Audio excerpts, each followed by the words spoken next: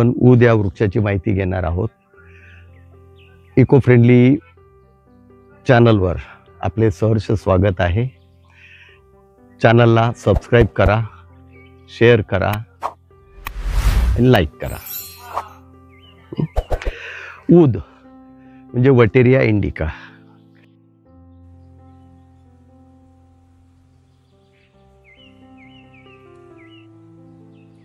ही निसर्गाची देण असलेला वृक्ष आहे। हा उष्ण व दमट वातावरणात साधारण 25 ते 40 मीटर पर्यंत वाढ होते याची।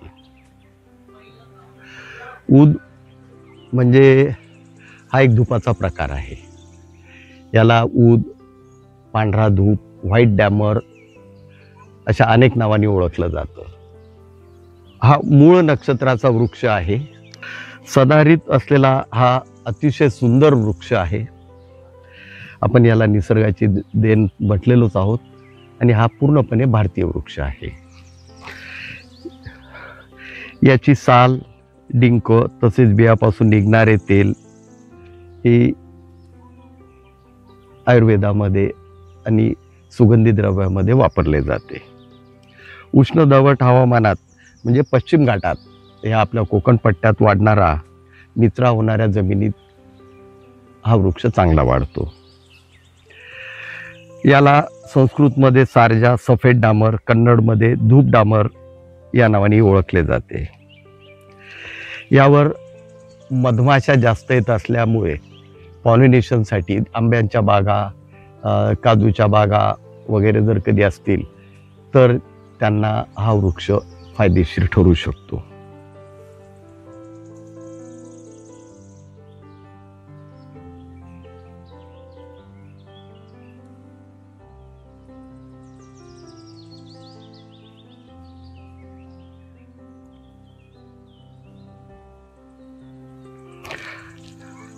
आयुर्वेदामध्ये याची साल, डिंक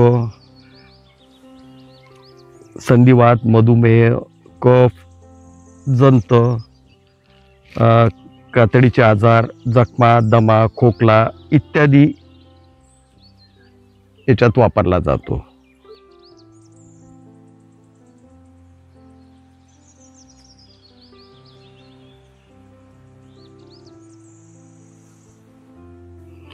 याला मार्च महिन्यामध्ये फुलं येतात आणि साधारण ऑगस्टमध्ये फळं येतात। फळांपासून निघणाऱ्या बिया तुम्हाला सांगितलंच आहे मी की त्या ह्याच्यामध्ये वापरलं जातं। आयुर्वेदातही वापरलं जातं, गममध्ये वापरलं जातं आणि हा जो डिंक आहे हा परफ्यूम इंडस्ट्रीमध्ये किंवा जो धूप हा अँटीबॅक्टेरियल आहे। त्यामुळे पूर्वी यज्ञकर्मामध्ये वातावरण शुद्धतेसाठी याचा वापर होत असे। कोकणात वाढणाऱ्या ज्या काही वनस्पती आहेत त्यात हा प्रामुख्याने हा नष्ट होत चालणारा वृक्ष आहे। त्याच्यामुळे याचं संवर्धन, याचं संगोपन हे होणं गरजेचं आहे।